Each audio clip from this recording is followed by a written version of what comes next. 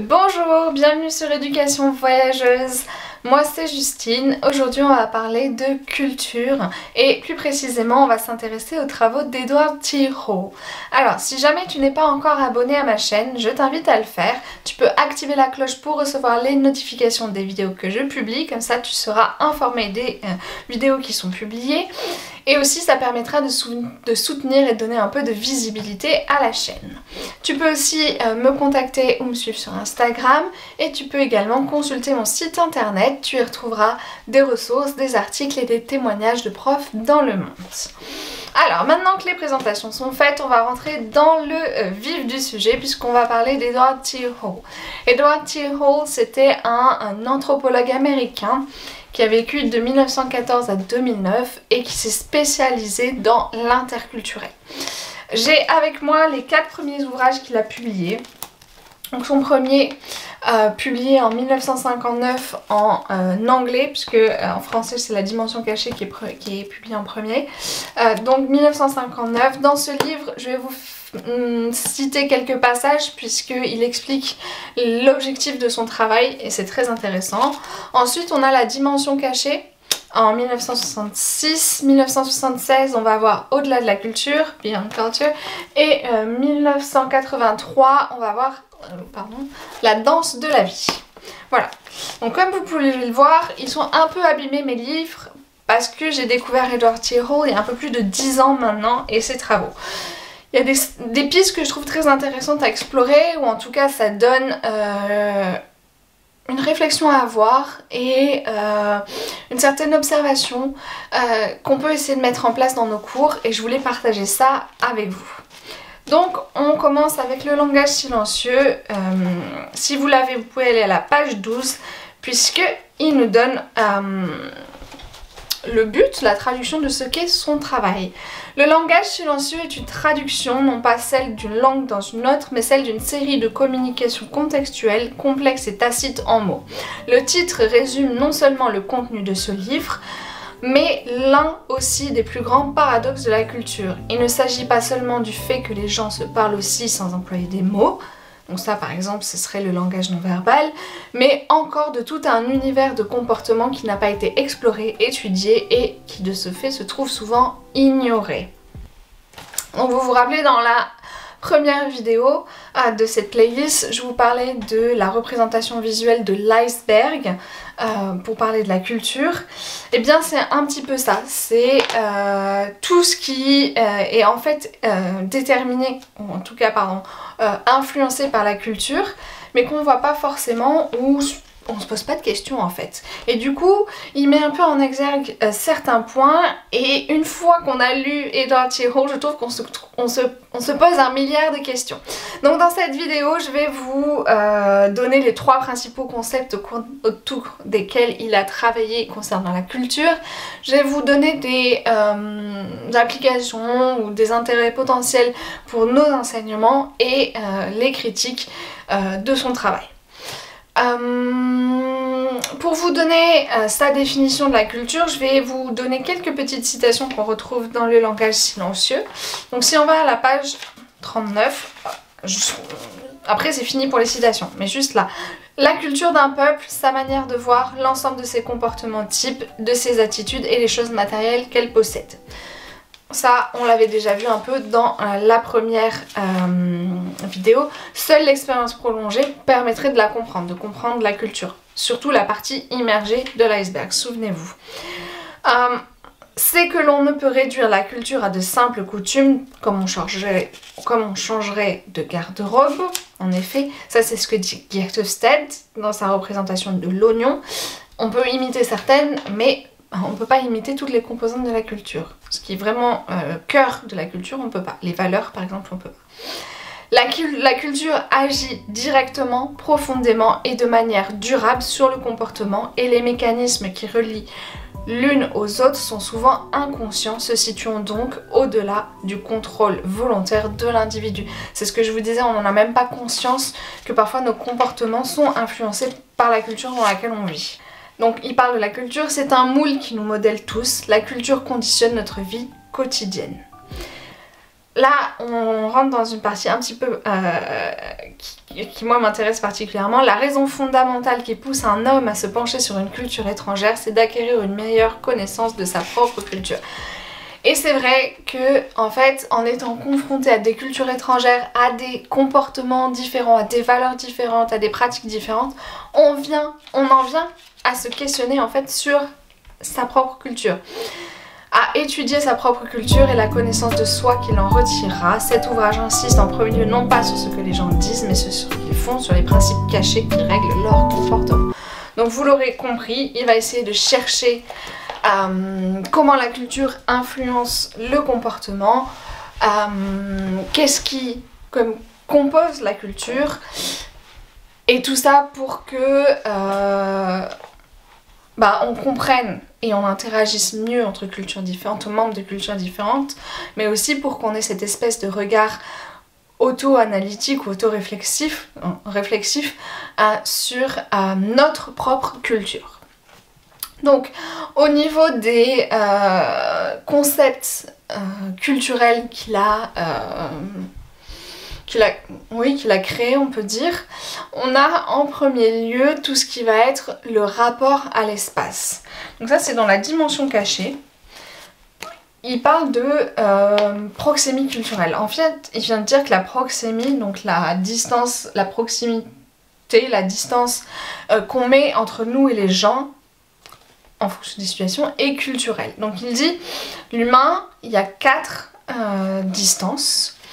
Il y a la distance qu'on peut appeler intime, donc celle par exemple du rapport intime ou de la lutte, du combat. Il y a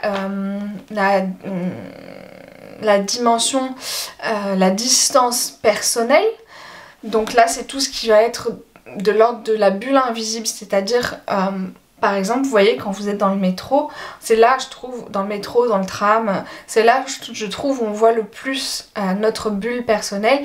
C'est en fait cette distance qu'on met naturellement entre nous et les gens, et qu'on est obligé de réduire dans les transports en commun quand il y a du monde, et qu'on se sent too close, trop proche de quelqu'un. Donc en gros, c'est qu'est-ce qu'on estime être notre bulle personnelle, l'espace dont on a besoin pour pas se sentir envahi par quelqu'un qu'on connaît pas, sous-entendu. Parce que sinon les amis, la distance, elle est moins grande, forcément. Donc ensuite il y a la distance sociale, donc ça c'est la distance qu'on mettrait plutôt entre les gens qu'on n'est pas censé toucher. C'est la limite, si vous voulez, du pouvoir physique qu'on peut exercer sur quelqu'un. Ensuite il y a la distance publique. Donc par exemple, quand on fait une présentation, un discours, cette distance-là, vous pouvez paraître tout petit par rapport aux gens, très loin, très éloigné. Et en fait, ce qu'il dit, c'est qu'en fonction des cultures, les distances en termes de centimètres ou de mètres, en fonction de ces situations, vont différencier. Par exemple, ce qui, pour une culture, relèverait d'une distance, on va dire sociale, peut être vu comme une distance personnelle dans une autre, donc il y a le sentiment d'intrusion. A l'inverse, ce qui pourrait relever de la distance personnelle dans une peut relever d'une distance intime dans l'autre, et donc on pourrait plutôt avoir l'impression d'être repoussé. Pour vous donner des exemples, je dirais que par exemple, moi je me souviens que quand j'ai... donc là je vais vous donner des exemples qui n'ont rien à voir avec la pédagogie, juste pour essayer de vous faire comprendre la culture. Quand je suis allée en Italie, c'est vrai que les vendeurs dans la rue me touchaient. Pareil en Tunisie, ils vous touchent. Et ça, en fait en France, les vendeurs, les commerçants ne le font pas. On vous touche pas, c'est votre sphère personnelle que de me toucher. Et là on est dans la sphère sociale, dans la distance sociale, donc en fait si vous voulez vous n'êtes pas censé me toucher. Donc moi j'ai eu l'impression d'avoir un peu cette intrusion dans ma bulle personnelle. A l'inverse, par exemple pour ceux qui ont vécu en Australie, c'est vrai que les filles disaient souvent que les garçons regardaient pas dans les yeux, ils regardent pas les filles, ils regardent pas dans les yeux, parce que la distance peut aussi être vécu par le regard et par la force dans la voix. Et ça, c'est vrai qu'elle disait que c'était quelque chose qui était assez déstabilisant, puisque en fait elle se sentait pas regardée, alors que elle leur plaisait, hein. J'ai pas de doute, mais elle disait en fait je me sens pas regardée, alors que ce qui du coup devrait relever de quelque chose d'au moins personnel était en fait relié au social, et du coup on se sent rejeté. Voilà, donc ça c'est des questions de proxémie, et la proxémie est culturelle, c'est ce qu'il a mis en exerce dans ses travaux, dans ses observations.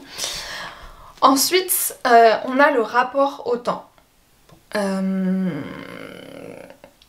Et donc là, c'est dans la danse de la vie, c'est dans celui-là, temps culturel, temps vécu. Donc dans ce livre-là, où il vient expliquer qu'il y a deux systèmes temporels, deux rapports au temps, deux grosses catégories de gens, de rapports au temps, et qu'on peut classer les cultures en fonction de ça. Et du coup, on va avoir ce qu'il appelle une culture monochronique et une culture polychronique. Monochronique, ça va être plutôt les Européens du Nord, l'Amérique du Nord. Et donc là, ça va être l'idée que le temps, il est linéaire déjà. Qu'il est... Donc on fait qu'une chose à la fois, il y a un aujourd'hui, un hier, un demain, il y a 5 minutes, dans 5 minutes. C'est linéaire, on peut pas avoir deux événements au même moment. C'est assez segmenté, c'est fragmenté, il y a des horaires, il y a de la ponctualité, il y a le rapport au temps de on peut le perdre, on peut le gagner. C'est tangible, c'est une réalité tangible, on peut le mesurer. Et donc dans les cultures monochroniques, tout est rythmé par les horaires, et on a tendance aussi à relier le temps et l'argent. Les horaires, les horaires sont plus importants que les gens. C'est horrible à dire, que les relations interpersonnelles. Non, mais par exemple dans le milieu professionnel, c'est l'idée que en fait si j'ai une réunion de 13h à 15h, à 15h, si t'as pas fini de m'expliquer ton problème, il va quand même falloir que je passe à ce que j'ai prévu après 15h. Donc on va écourter la réunion. Alors de manière plus ou moins violente, mais en tout cas dans l'idée c'est ce temps-là, voilà, je peux, c'est acceptable dans la société de couper court à la conversation parce que le temps est... Dans les cultures polychrones, plusieurs choses peuvent être faites en même temps. Et il y a prédominance des relations sur le rapport au temps et sur l'engagement dans le contrat. Donc ce qui va importer, c'est qu'on arrive à ce dans quoi on s'était engagé et à maintenir nos relations entre les gens. Donc ça va être par exemple, dans le cas où je vous disais monochrone, je mets fin à la conversation, arrivé à 15h, je mets fin à l'entretien. Dans les cultures polychrones, non, tant que la personne n'a pas fini de parler, tant qu'on n'a pas arrivé là où on voulait en arriver, l'entretien n'est pas terminé, même si les horaires sont dépassés depuis belle lurette. On perd pas de temps, on gagne pas de temps, il n'y a pas cette notion de... en rapport avec le temps. Et ce qu'on peut remarquer aussi, c'est que dans ces cultures-là, en général, il n'y a pas vraiment d'ordre, c'est pas aussi fragmenté, il n'y a pas par exemple d'ordre de passage ou de fil dans les files d'attente, ou de files d'attente tout court. Voilà, donc c'est une conception du temps qui diverge. Et ça, il dit c'est hyper important de... Donc lui, dans ses observations, il dit c'est hyper important de le comprendre parce que ça peut mener vraiment à des conflits ou à des chocs culturels assez importants. Et pour ceux qui ont vécu en Amérique latine, en Afrique, je pense que vous voyez de quoi je parle. Je vous le donnerai un petit peu après dans les applications pédagogiques. Mais c'est vrai que même dans la sphère personnelle, en fait moi je me souviens qu'avec mes amis sud-américains, on leur donnait, nous les Européens du Nord, le français, anglais, belge, on leur donnait une heure différente de celle qu'on se donnait entre nous. C'est-à-dire que si on se disait, bah nous on se donne rendez-vous à 20 h, on leur donnait rendez-vous à 18 h. Voilà, on sait que c'est des... et que c'était tout à fait normal pour eux d'arriver et de dire, ah bah... 2 heures en retard et de dire, ah bah oui, bah... Ben, j'étais avec ma mère, j'étais en train de parler, et puis bah voilà. Ou alors bah, j'ai pris une douche et puis j'ai fait ça. Enfin, vraiment une autre conception du temps, mais qui est normale. Et nous, on a l'impression que dès que bah on arrive une demi-heure de retard, on se moque de nous. Bah c'est pas forcément le cas. Et c'est assez intéressant du coup d'observer. Et en tout cas d'explorer cette piste-là.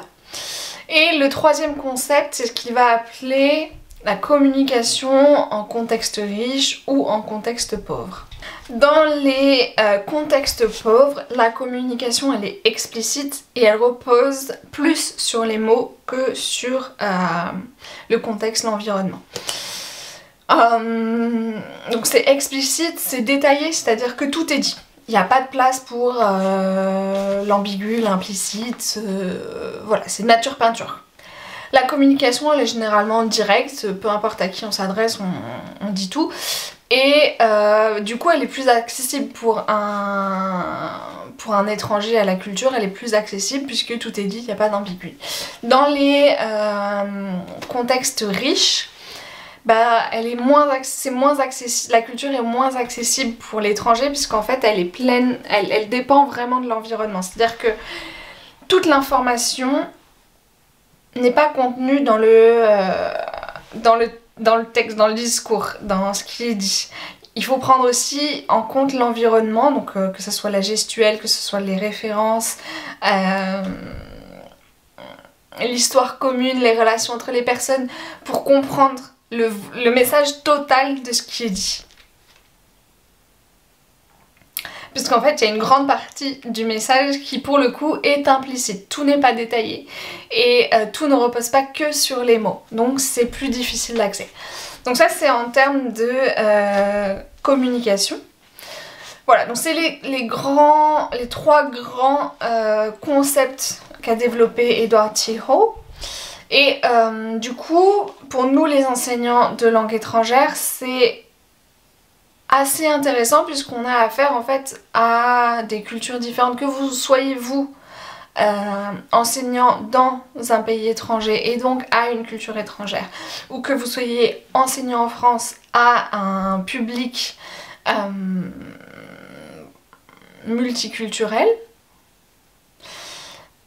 vous aurez en tout cas de la communication interculturelle à mettre en place, et du coup c'est des pistes qui sont assez intéressantes et qui vous permettront, moi en tout cas je trouve que c'est des pistes pour essayer de comprendre. Alors il faut pas mettre tout sur le dos de la culture hein, parce que il y a des différences personnelles, donc il faut essayer de jauger entre qu'est-ce qui relève de la personne, qu'est-ce qui relève de la culture. En tout cas, avoir ces composantes culturelles en tête et ces axes pour essayer de comprendre la culture ou les cultures auxquelles vous êtes confrontés, ça peut vous permettre d'anticiper quand vous préparez vos cours, d'observer, d'analyser pendant les cours ce qui se passe ou vos ressentis, d'essayer de comprendre pourquoi vous avez senti ça, est-ce qu'il y a un aspect culturel à ça, comment est-ce que vous pouvez du coup vous adapter et adapter votre enseignement, votre posture, mais aussi le contenu ou la méthode pédagogique. En termes de relation à l'espace, vous pouvez regarder tactile, à quel point les étudiants sont tactiles par rapport à vous, la distance qui est correcte. Si vous voyez un étudiant qui recule, ça veut dire que peut-être vous vous approchez un petit peu trop de lui, qu'il faut maintenir une certaine distance qui serait plus grande que celle que vous aurez tendance à mettre culturellement parlant. À l'inverse, s'il y a quelqu'un qui se rapproche, c'est peut-être que pour lui c'est pas assez proche par rapport à son système culturel. Par rapport à vos collègues aussi, puisque si vous êtes à l'étranger, vous allez devoir vous adapter un petit peu à à leur culture. Moi c'est vrai que j'ai ce souvenir d'avoir fait un jour la bise à mon collègue japonais et de l'avoir complètement choqué puisqu'en fait je suis entrée dans sa sphère intime et que c'est vrai que j'avais pas du tout fait attention, mais en fait quand je lui parlais j'étais proche et lui il avait plutôt tendance à reculer. Et c'est pour ça que je trouve que c'est assez intéressant de voir pour se repositionner en fait. Et puis pour lever un petit peu les ressentis qui seraient de l'ordre de l'émotionnel, alors que là du coup bah, c'est du relationnel. On pourrait se dire il recule, il m'aime pas, ou bah, qu'est-ce qui se passe quoi, je comprends pas, je lui inspire pas confiance ou je ne sais pas. Et en fait non, voilà. Là pour le coup c'est juste qu'il faut être un petit peu plus éloigné. En termes de rapport au temps, ben, pour avoir enseigné au Brésil, c'est vrai que ben, c'est monnaie courante d'avoir des étudiants qui arrivent 45 minutes en retard et qui ne donnent aucun prétexte. C'est-à-dire qui ne donnent aucune excuse. Alors on fait des généralités parce que on va parler, et ça va être différent en fonction si les gens ont déjà voyagé, s'ils ont travailler dans des institutions qui ont un rapport monochronique au temps, c'est-à-dire qui ont un management plutôt américain par exemple. C'est pour ça que, on en parlera dans les critiques, mais c'est toujours à nuancer. Donc moi c'est vrai que, bon j'ai très vite compris hein, que c'était culturel que d'arriver en retard, mais il y a comprendre et du coup accepter que c'est pas contre soi et que de pas mal le prendre. Par contre on peut aussi du coup se positionner par rapport à ça une fois qu'on a compris que c'était culturel et de dire ok, dans ta culture c'est ok, t'as pas besoin de rentrer et de venir t'excuser, maintenant on est quand même en cours de français et langue étrangère et moi dans ma culture tu peux pas faire ça, on n'arrive pas 45 minutes en retard. Donc à vous de vous positionner, est-ce que vous dites bah tu peux arriver mais dans ces cas-là il faut que bah, tu t'adaptes à ce que serait la culture française et donc du coup que tu t'excuses. Est-ce qu'il faut que tu essaies d'arriver à l'heure? Est-ce que c'est à vous de vous... voilà, c'est à vous de décider, là pour le coup c'est pas moi qui vais vous dire comment vous positionner culturellement parlant, mais en tout cas se poser la question et choisir son axe, c'est très intéressant. Et pour ce qui est de la communication, contexte riche, contexte pauvre. En France, on a un contexte plutôt riche quand on parle. Donc c'est pour ça que, par exemple, moi, j'ai enseigné en Australie, qui est du coup un contexte plutôt pauvre. Ils ont tendance à tout expliciter. Donc c'est vrai que moi, ça m'a demandé un effort d'explicitation à l'écrit que de mettre par écrit tout ce que je faisais. Alors c'est super quand on arrive dans un endroit, parce qu'on a des notes écrites partout, voilà, ce que je vous disais, c'est plus facile d'entrer, on sait exactement ce qui se passe. Quelqu'un qui arrive en France, c'est vrai que bah, les règles sont pas forcément toutes explicitées, tout n'est pas écrit, donc c'est plus difficile de comprendre un petit peu les modes de fonctionnement. Donc là, pour moi, c'était plus facile. Ça m'a demandé un effort d'explicitation, mais c'était pas très dur. Par contre, là où je me suis retrouvée très bête, c'est que j'ai fait parfois quelques remarques sarcastiques qui... Chez nous, entre nous, on aurait tout à fait compris que c'était sarcastique, mais m'ont fait passer pour une folle. C'est-à-dire que j'ai des collègues qui se sont retournés vers moi en me disant « Mais tu penses vraiment ce que tu dis ?» Ou « Comment est-ce que tu pensais ça ?»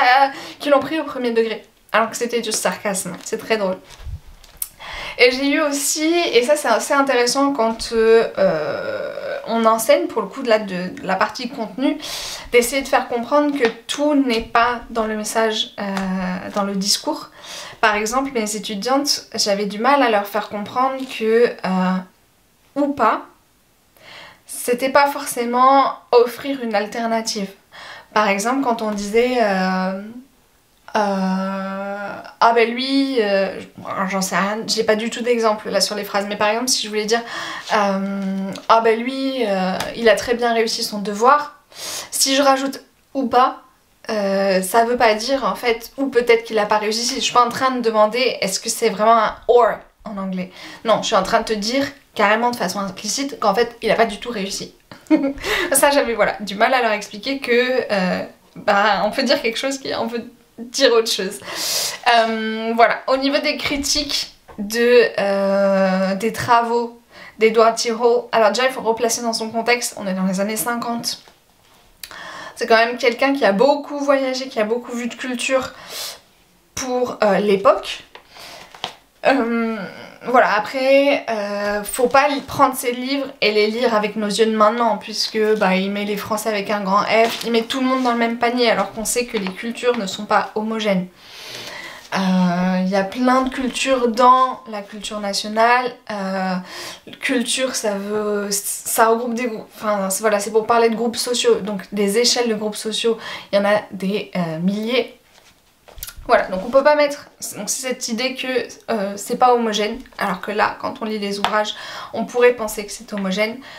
À notre époque, c'est carrément faux, parce qu'en plus tout le monde a voyagé, il y a les différences interpersonnelles qui viennent s'ajouter à ça. Donc ça, c'est la critique number one.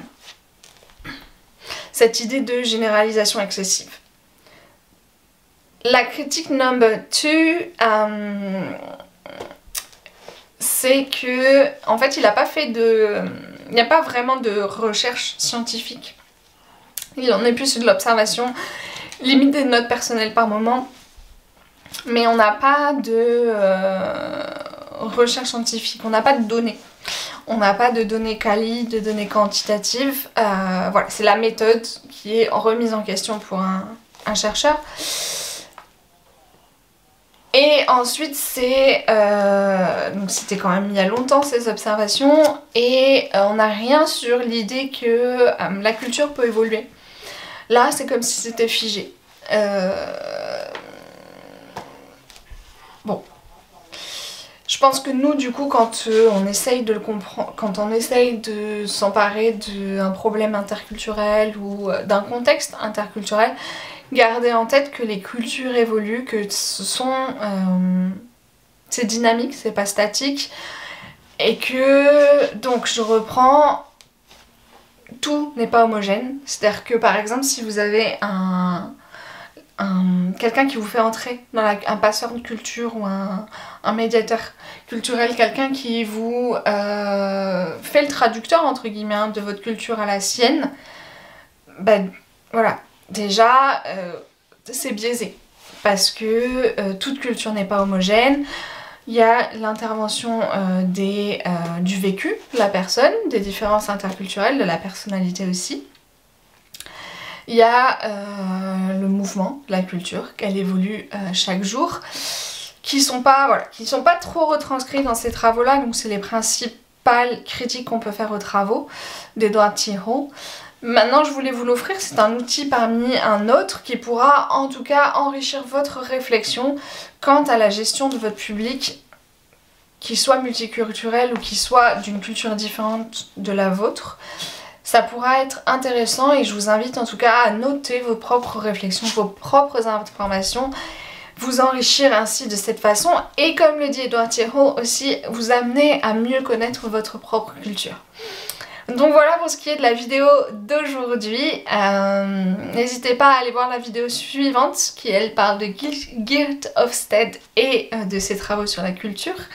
Mettez un commentaire si vous avez des choses à nous partager, notamment sur les différences interculturelles, la gestion d'un public de cultures différentes que vous avez pu avoir, ou vos réflexions personnelles. Moi je serais ravie de vous lire. Je vous dis merci et à bientôt.